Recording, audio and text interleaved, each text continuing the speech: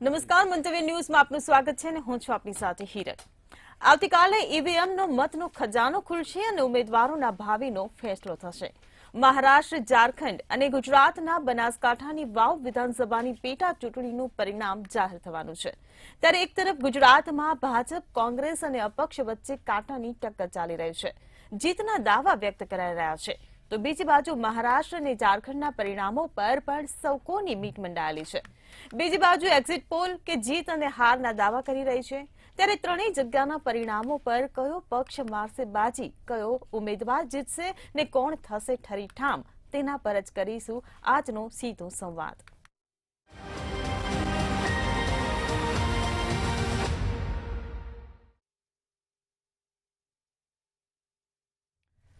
તો ચર્ચામાં આપણી સાથે જોડાઈ ગયા છે ભાજપમાંથી શૈલેષ પરમાર અને મુકેશ પંચાલ આપણી સાથે કોંગ્રેસમાંથી જોડાયા છે। આ તમામ મહાનુભાવોનું મંતવ્ય ન્યૂઝમાં સ્વાગત છે। શૈલેષભાઈ, મારો પહેલો સવાલ તમને કે મહારાષ્ટ્ર, ઝારખંડ અને વાવ વિધાનસભાની પેટા ચૂંટણીનું આવતીકાલે પરિણામ જાહેર થવાનું છે। તમામ ઉમેદવારો, તમામ પક્ષો જીતના દાવા વ્યક્ત કરી રહ્યા છે, આ માટે આપ શું કહેશો?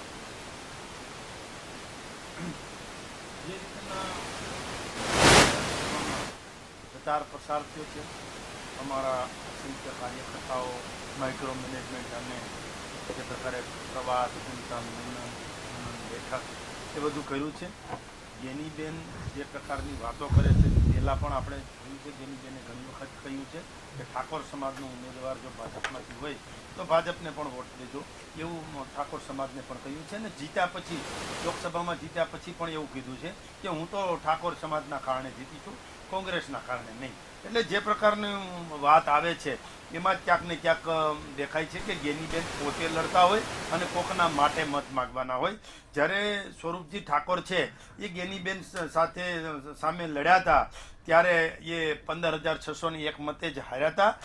સ્વરૂપજી ઠાકોર જે છે એમને ગત વખતે 2022માં 86,912 મત મળ્યા હતા અને ગેનીબેન જો તો 2017માં 1 લાખે જીતા હતા, 2022માં 15,000, 2024 લોકસભામાં એનાથી ઓછું। એટલે જે પ્રકારનું અત્યારે આવી રહ્યું છે કે ભારતીય જનતા પાર્ટીના ઉમેદવાર જીતે એ પ્રકારનું અત્યારે દેખાય છે।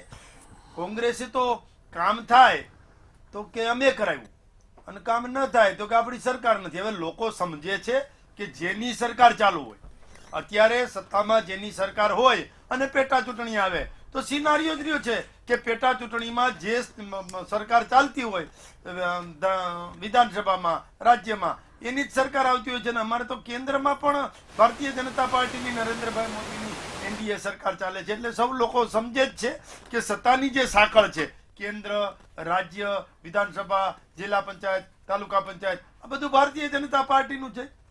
એટલે તમામ બાબતે નગરપાલિકા સહિત ભારતીય જનતા પાર્ટીનું હોય ત્યારે કોંગ્રેસને મત દેવાનો કોઈ મતલબ જ નથી।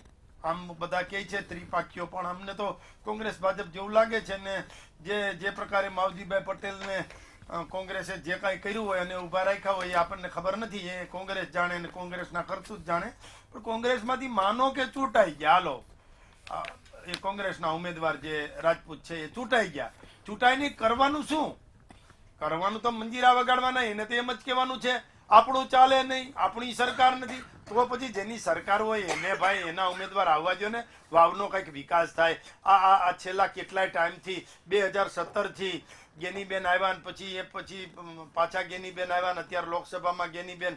હવે આ તમે કોંગ્રેસને લાવીને વાવ વિધાનસભાનો, વાવ વિસ્તારને, બનાસકાંઠાનો વિકાસ અટકાવી દીધો યાર। આ ભારતીય જનતા પાર્ટી ગ્રાન્ટ લાવે, આપે તો ત્યાં સ્થાનિક ધારાસભ્યોને નડતર રૂપ થાય, કારણ કે નેગેટિવ વાત કરવી પડે। વાવનું સારું થાય તો ભારતીય જનતા પાર્ટીની રાજ્ય અને કેન્દ્ર બેય છે।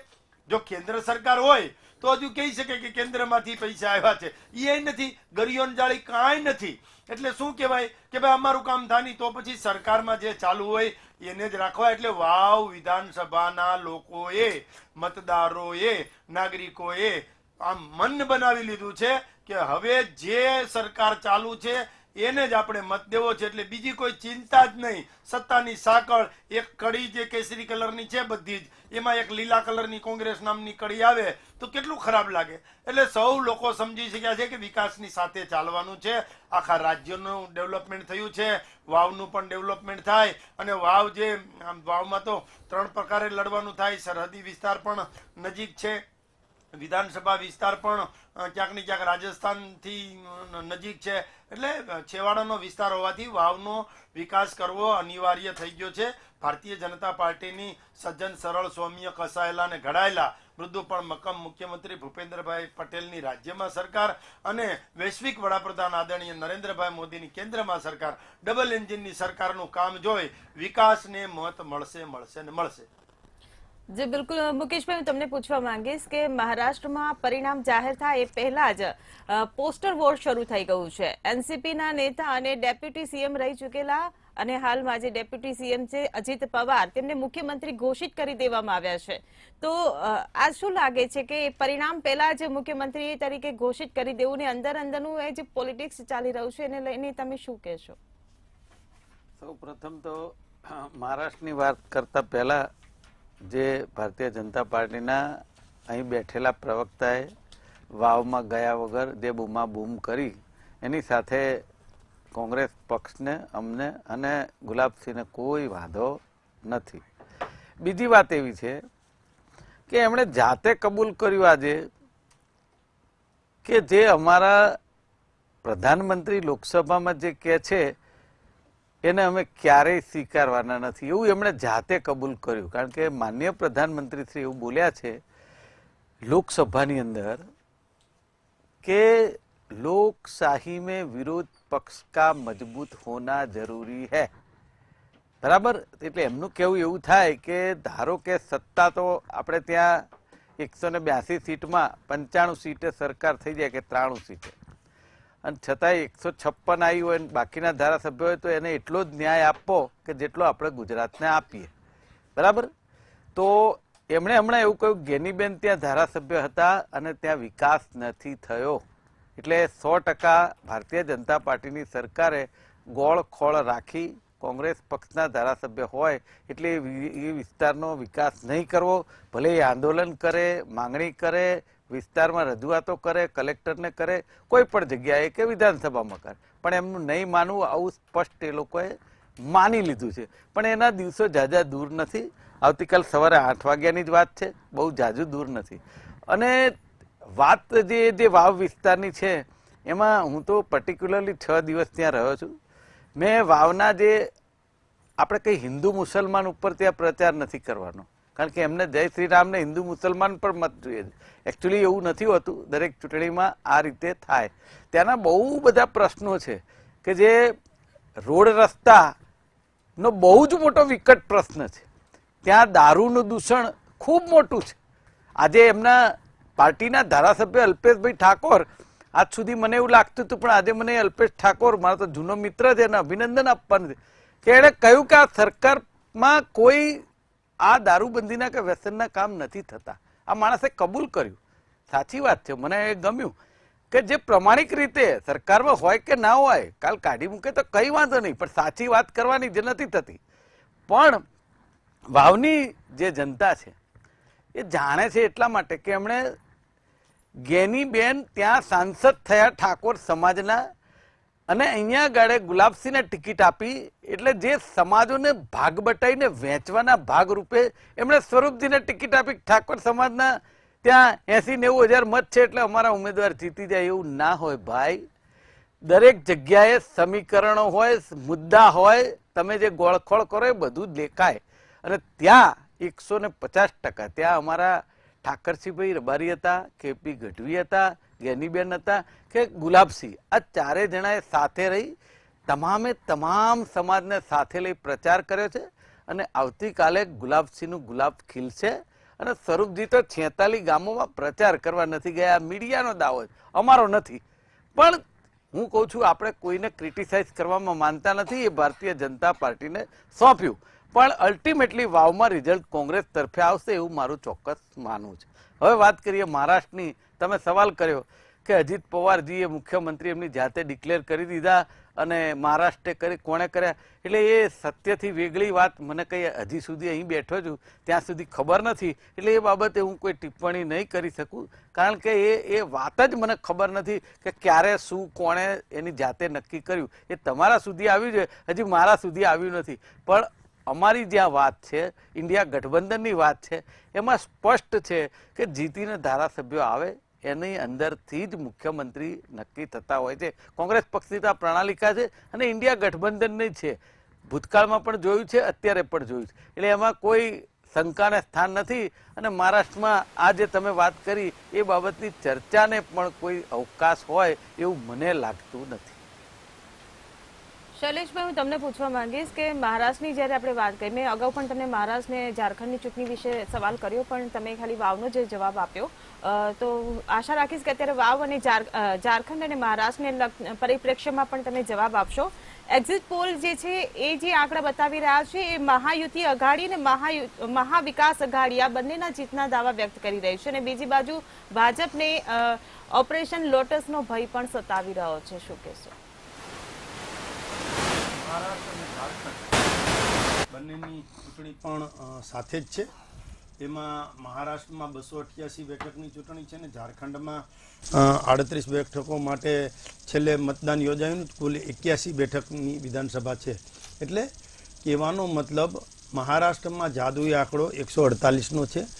એ 148 બેઠક છે એ અમે પાર કરવાના છીએ.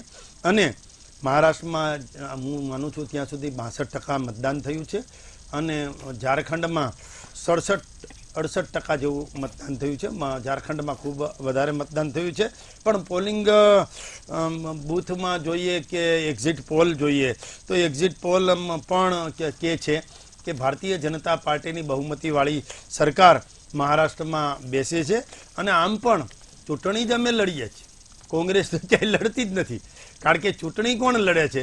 ચૂંટણી લડે છે ભારતીય જનતા પાર્ટી. કારણ કે વધારેમાં વધારે બેઠક ઉપર કોઈ પાર્ટી મહારાષ્ટ્રમાં લડતી હોય તો એનું નામ છે ભારતીય જનતા પાર્ટી. 149 150 બેઠક ઉપર અમે લડીએ છીએ. એટલે ભારતીય જનતા પાર્ટી જ્યારે 150 બેઠક ઉપર લડતી હોય અને સાથે સાથે એકનાથ શિંદેજી છે એની જે શિવસેના છે 81 બેઠક ઉપર લડતી હોય અને અજીત પવારની એનસીપી જે છે એ 59 બેઠક ઉપર લડતી હોય, એટલે વધારેમાં વધારે લડતી જે કોઈ પાર્ટી છે એ ભારતીય જનતા પાર્ટી છે.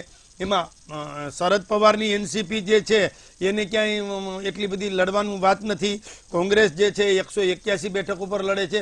હવે જેટલી બેઠકો જોઈએ મને તો એ નથી સમજાતું કે મારા મોટા ભાઈ જે મુકેશભાઈ પંચાલ છે એને ખબર નહીં હોય કે જીતવા માટે કેટલો આંકડો જોઈએ. 145 થી તો વધારે જોઈએ જ. એટલે જીતવા માટે જેટલો આંકડો જોઈએ એના કરતાં તો ઓછામાં લડે છે. 101માં લડે છે. 101 બેઠકમાં એ લડતા હોય તો એ જીતવાનું ક્યાં મતલબ રહ્યો? એટલે કહેવાનો મતલબ ગુલબાંગો ફેંકવાની, કોકના આધારે લડવાનું. ત્યાં કશું છે નહીં કોંગ્રેસનું. કોંગ્રેસે ત્યાં બધું જ ગુમાવી દીધું છે. કોંગ્રેસે જે રીતે ઉદ્ધવ ઠાકરે અમારી સાથે હતા, જે રીતે હથગંડા કરીને નોટ વોટ ને જે કાંઈ કર્યું અને એ કરીને લઈ ગયા ઉદ્ધવ ઠાકરેજીને, અને ભારતીય જનતા પાર્ટીનું ઉદ્ધવ ઠાકરેજીની સ્પષ્ટ બહુમતી આવેલી હતી. એમાં ક્યાંક ભંગાણ કરાવવાનું પણ પરિણામ કર્યું. લોકસભામાં બેઠકો અમારી મહારાષ્ટ્રમાં ઓછી થઈ પણ વોટ શેર વધ્યો છે. વોટ શેર વધવાના કારણે ક્યાંક ને ક્યાંક વિધાનસભામાં એની અસર થતી હોય છે. આ સૌ કોઈ જાણે છે. અને સૌથી વધુ જ્યારે ભારતીય જનતા પાર્ટીની બેઠકો આવવાની છે એમાં જોવા જઈએ તો એકનાથ શિંદેજીની કામગીરી, એમણે જે ગરીબ, વંચિત, યુવાન, શોષિત, પીડિત, દલિત, મહિલાઓ, વેપારી, ખેડૂત આ બધા માટે કામ કર્યું છે. અને છેલ્લે તો જે અમારું ગઠબંધન છે એમણે ખેડૂતોના જે દેવા માફ કરવાની પણ વાતો કરી છે. માત્ર વાત નહીં અમે કહીએ છીએ, કરીએ છીએ. કોંગ્રેસની જેમ કહીને પછી સરકાર આવે તો નહીં કરવાનું નહીં. અમારી નીતિ અને નિયત સાફ છે. અમે જેટલું કહીએ છીએ એટલું જ કરીએ છીએ અને જેટલું કરવાનું હોય એટલું જ બોલીએ છીએ. હવે કોંગ્રેસ જે છે એને એના નેતાઓ શું બોલે છે વિચાર તો કરો. મુસ્લિમ તૃષ્ટિકરણ સુધી પહોંચી ગયા. વોટ જેહાદ. યાર વોટ જેહાદ ક્યાંથી આવી ગયો? આ શબ્દ આવ્યો ક્યાંથી? એટલે પછી અમે વિચાર કર્યું કે આ કોંગ્રેસના નેતાઓ હવે વોટ જેહાદ તરફ જઈ રહ્યા છે, એટલે આ કયા પ્રકારનું લોકશાહીનું હનન થઈ રહ્યું છે લોકો સમજે છે. અને એમાંય મુંબઈ છે એ મહારાષ્ટ્રનું છે, ને મહારાષ્ટ્રની અંદર મુંબઈ, આપણું મહારાષ્ટ્રમાં મુંબઈ છે એ રાજધાની, આર્થિક રાજધાની કહેવાય છે. અને ત્યાં જો આ પ્રકારની વાતો થતી હોય, ત્યાં આપણું ફિલ્મ જગત આખું ત્યાં છે, એ ફિલ્મ જગતની વચ્ચે પણ આવી વોટ જેહાદની વાતો થતી હોય તો બધા જ લોકો સમજતા હોય છે કે શું કરવું. સિતારાઓ તો આખી દુનિયામાં ફરે છે ને આખા દેશમાં ફરતા હોય, એટલે એ લોકોએ પણ બધાને મતદાનની પણ અપીલ કરી છે, ને મતદાન પણ સારું એવું થયું છે. 2019માં ભાજપને 105, શિવસેનાને 56 અને એનસીપીને 54 ને કોંગ્રેસને 44 બેઠકો મળી હતી. આપણે બધાને ખબર છે કે ત્યાં આ પ્રકારનું હતું, અને એ પછી જે કાંઈ થયું છે એ પણ આપણે જાણીએ છીએ. અમારા જ્યાં અજીત પવારજી હોય, દેવેન્દ્ર ફડણવીસ હોય, એકનાથ શિંદેજી હોય, નીતિન ગડકરીજી હોય, રામદાસ આઠવલેજી અમારા સાથી પક્ષના હોય, કે પિયુષ ગોયલજી હોય, આ તમામ લોકોએ, અને અમારું જે સંગઠન છે એ સંગઠન પણ સરકાર અને સંગઠન કદમથી કદમ ને તાલથી તાલ મિલાવીને ચાલતું હતું. એટલે બે રાજ્ય ઝારખંડ અને મહારાષ્ટ્ર બંનેમાં ભારતીય જનતા પાર્ટીની સરકાર આવે છે, એવા 3 દિવસ પહેલાના એક્ઝિટ પોલમાં પણ આવ્યું છે. જી બિલકુલ. મુકેશભાઈ, હું તમને પૂછવા માંગીશ કે વાવ બેઠક પર એક્ઝિટ પોલ જે આંકડા બતાવી રહ્યું છે એ પ્રમાણે તો સ્વરૂપજી ઠાકોરની જીત બતાડી રહ્યા છે. સ્વરૂપજી ઠાકોર કે જે ભાજપમાંથી ઉમેદવાર છે, અને આ જીત દેખાડી રહ્યા છે, તેના કારણે ભાજપની જીતને લઈને કોંગ્રેસ અને અપક્ષને કેટલો ફટકો? કારણ કે એવું પણ કહેવાય છે કે માવજી પટેલ એ તો કોંગ્રેસની બી ટીમ છે, અને બીજું કે વાવ જે બેઠક છે એ કોંગ્રેસનો ગઢ મનાય છે, અને ભાજપ જે છે અત્યારે કોંગ્રેસના ગઢમાં ગાબડું પાડી રહી હોય એવું દેખાઈ રહ્યું છે. એકચ્યુઅલી એવું છે કે તમને જે મળ્યું ને સીધે સીધું કે માવજીભાઈ છે કોંગ્રેસની બી ટીમ છે, એવી રીતે હું વાવમાં હતો ને ત્યાં પણ સૂર એવા જ હતા કે ભારતીય જનતા પાર્ટીમાં અંદર એવી ફૂટ છે કે શંકરભાઈ ચૌધરીએ જ માવજીભાઈને ઊભા રાખ્યા છે, આવું પણ કહેવાતું હતું. એટલે હવે લોકમુખે જે કંઈ ચર્ચાય એની અંદર એ મતમાં પરિવર્તિત થાય એવું લગભગ હું કંઈ માનતો નથી, કારણ કે ત્યાંના મુદ્દાને પબ્લિકને અસર કરતી હોય છે. અને ખાસ વાત તો એવી છે કે એક્ઝિટ પોલની તમે જે વાત કરી, એકચ્યુઅલી એક્ઝિટ પોલ છે ને જે રીતે હરિયાણાના ને એ રિઝલ્ટ આવ્યા ને એ પછી કેટલાય નિષ્ણાતો ડિબેટોમાં બોલી ચૂક્યા કે એક્ઝિટ પોલ ઉપર ચર્ચા કરવી એ એક આપણી જાતને ખોટું ટાઈમ બરબાદ કરવા જેવી વસ્તુ હોય એવું દેખાય છે. રિઝલ્ટ ગમે તે આવે શિરોમાન્ય દરેક પાર્ટી માટે, એમાં હું પડતો નથી. બીજી વાત એવી છે, હવે મહારાષ્ટ્રની તમને વાત કરું, એમણે ઘણા બધા જે બણગા ફેંક્યા એની વાત કરું થોડી, કે મહારાષ્ટ્રમાં એ લોકો એવી વાત કરી કે અમે 148 બેઠક પર લડી, 148 બેઠક જીતવા માટે જોઈએ, એના કરતાં વધારે બેઠક ઉપર અમે લડીએ છીએ. એટલે એનો મતલબ સ્પષ્ટ થઈ ગયો કે એ લોકો એનડીએ નથી લડતું, અમે સ્પષ્ટ જનાદેશ આપીએ છીએ કે અમારું ઇન્ડિયા ગઠબંધન મહારાષ્ટ્રમાં લડે છે. અને એ પાર્ટીઓને ખબર છે એમની જોડે જે છે, અજીત પવાર કોના એ એક સવાલ જ છે, હજી આજે એકનાથ શિંદે હજી કોના એ એક સવાલ જ છે, આવતીકાલે ખબર પડશે. પણ કહેવાનો મતલબ એવો છે એમણે કિનારો એવો કર્યો, આ એ પાર્ટીઓએ સમજવાની જરૂર છે જે એની સાથે છે કે અમે આટલી સીટો ઉપર લડીએ છીએ અને અમે સરકાર બનાવીએ એટલી સીટો ઉપર જીતવાના છે. એટલે એનો મતલબ આજે પણ જે 400 પાર ની વાત કરનારા લોકો હજી સત્તાના મદમાં છે કે એમને સરકાર બનાવવાની સ્થિતિમાં આ ઇન્ડિયાની જનતાએ નતા રાખ્યા. જો નીતિશ કુમાર અને આ જે આપણા ચંદ્રબાબુ નાયડુ ના હોત તો મને એમ લાગે છે કે આ નરેન્દ્રભાઈનું શું થાત એ કુદરત જાણે. અને વારાણસીમાં પણ એમણે જોયું કે જે રીતે રાહુલજીને બહુમતી મળી એ તમે જોતા વારાણસીમાં મને એમ થાય છે વિકાસની વાતો કરી, ભગવાન રામને એટલા બધા વચ્ચે લાવ્યા કે ભગવાન રામને ના ગમ્યું ને એમને એવી જગ્યાએ લાઈન મૂકી દીધા કે એમને ખબર પડી ગઈ કે વારાણસીમાં શું હાલત છે. એટલે સત્તાનો મદ છે ને બહુ સારો નહીં, અહંકારી શબ્દો ક્યારેય કોઈને ન ગમે, એટલે બોલે એનો વાંધો નહીં, એ વાણી સ્વતંત્રતા ઉપર દરેકનો અધિકાર છે. મહારાષ્ટ્રની જનતાએ એ પણ જોયું છે કે આ સ્થિર સરકારોને તોડનારી આ ભારતીય જનતા પાર્ટી છે. એમણે સારું કહ્યું કે ચૂંટણી તો માત્ર બીજેપી જ લડે છે, 100% સાચી વાત છે.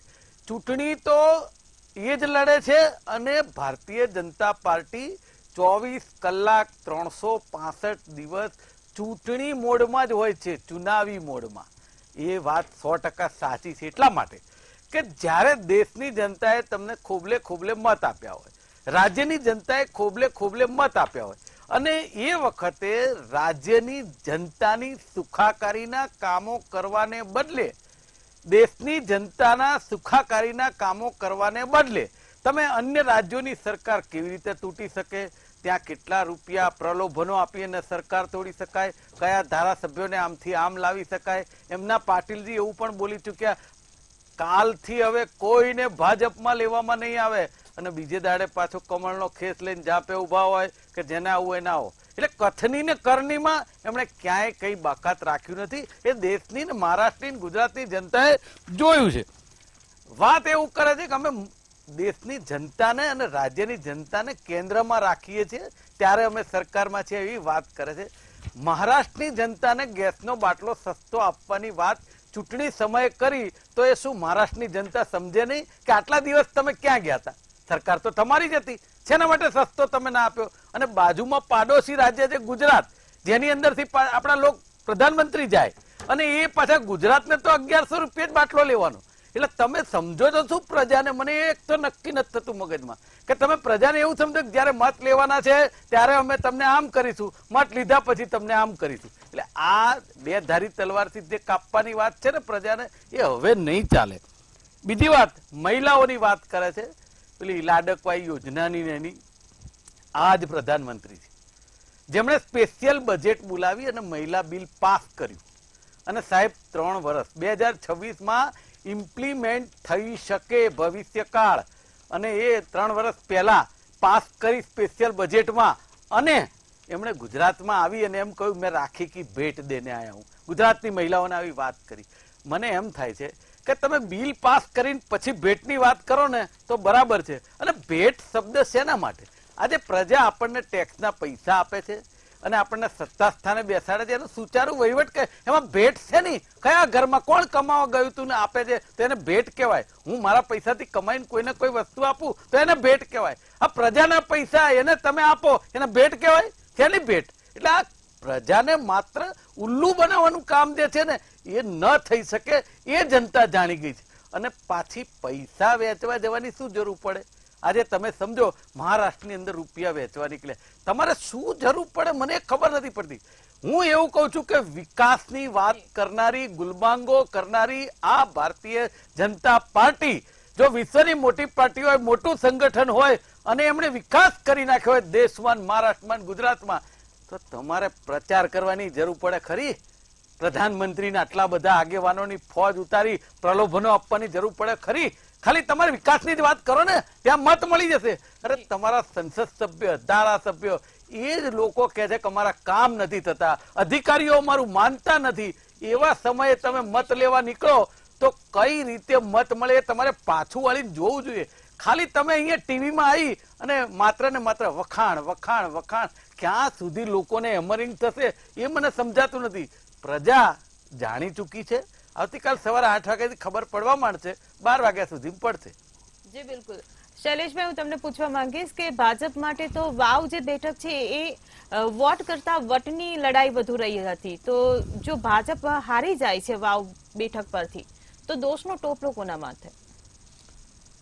ચૂંટણીમાં જ્યારે જો જીતા હોય સિકંદર હોય છે અને અમારી પાસે 161 બેઠક છે, એમાં ના નહીં, પરંતુ અમે કોઈ ભજન મંડળી લઈને નથી બેઠા. અમે ભારતીય જનતા પાર્ટી એ કાર્યકર્તાઓની પાર્ટી છે.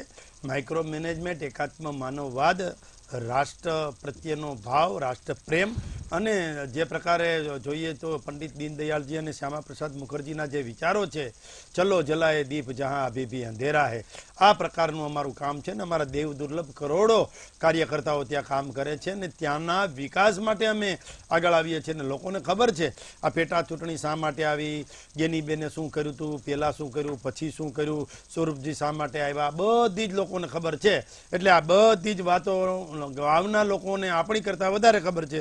એટલે હમણાં ગુલબાંગો ફેંકતા હતા મારા મિત્ર, પણ એને ખબર નથી કે વાવમાં પરિસ્થિતિ શું છે અને કાલે પરિણામ આવશે ત્યારે શું થશે.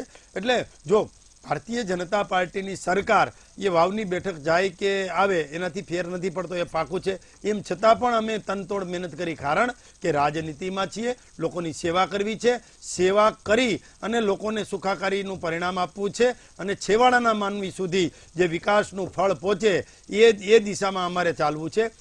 એટલે તો કહીએ છીએ, અમારા માટે તો સૌનો સાથ, સૌનો વિકાસ, સૌનો વિશ્વાસ, સૌનો પ્રયાસ. અમે તો સર્વગ્રાહી, સર્વસ્પર્શીય અને સર્વ સમાવેશક સરકાર ચલાવવામાં માનીએ છીએ.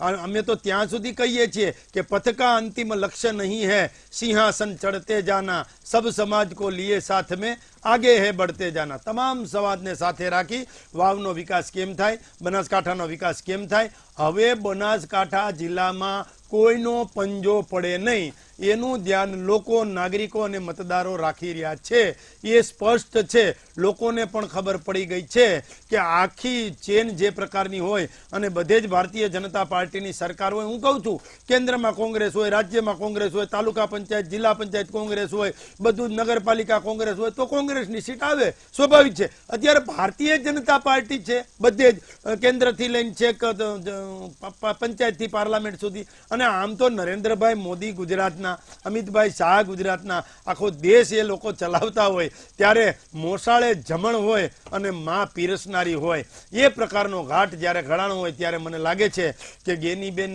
ઠાકોર જે હથગંડા અપનાવવા હોય એ અપનાવે, પણ અમારા સ્વરૂપજી ઠાકોર જીતવાના અને જીતવાના. એ તમામ સમાજને સાથે લઈને ચાલ્યા છે, તમામ ગામમાં ગયા છે, તમામ લોકોને મળ્યા છે. અમારા જે કાર્યકર્તાઓ છે એ ખુદ ઉમેદવાર થઈ અને કમળ બની નીકળ્યા છે. અમારા માટે તો કમળ જ મેન હોય છે, અમારા માટે તો વિચારધારા જ મેન હોય છે. અમે વિચારધારાને વરેલી પાર્ટી હોવાના કારણે ક્યાંક ને ક્યાંક માત્ર ને માત્ર વિચારધારા, કમળ અને નરેન્દ્રભાઈ મોદીએ વિકાસના કરેલા કામો, અમે નાના બાળકના ગાલ જેવા જ્યારે રોડ બનાવ્યા હોય એ પણ લોકો જોવે છે. ઇન્ફ્રાસ્ટ્રક્ચરનું કામ જે છે એ પણ લોકો જોવે છે. ખેડૂતો માટેનું કામ છે, 11 પેકેજ આપ્યા ને 10,907 કરોડનું સહાય પેકેજ આપ્યા અને જે પ્રકારની ખેડૂતોને મદદ કરી, જે પ્રકારે મહિલાઓ માટે કામ કર્યું, જે પ્રકારે યુવાનો માટે કામ કર્યું, દલિત, શોષિત, પીડિત, વંચિત, આ તમામ અંત્યોદય જે વ્યક્તિ છે ત્યાં સુધીના અમારા કામો બોલે છે. એટલે લોકો સમજી ગયા છે કે ભારતીય જનતા પાર્ટી જે પ્રકારનું કામ કરે છે એટલે ભારતીય જનતા પાર્ટીના ઉમેદવાર કોઈ પણ હોય, કમળને જ મત પડવાનો છે. જી બિલકુલ. શૈલેષભાઈ અને મુકેશભાઈ, આપ અમારી સાથે ચર્ચામાં જોડાયા બદલ આપનો આભાર.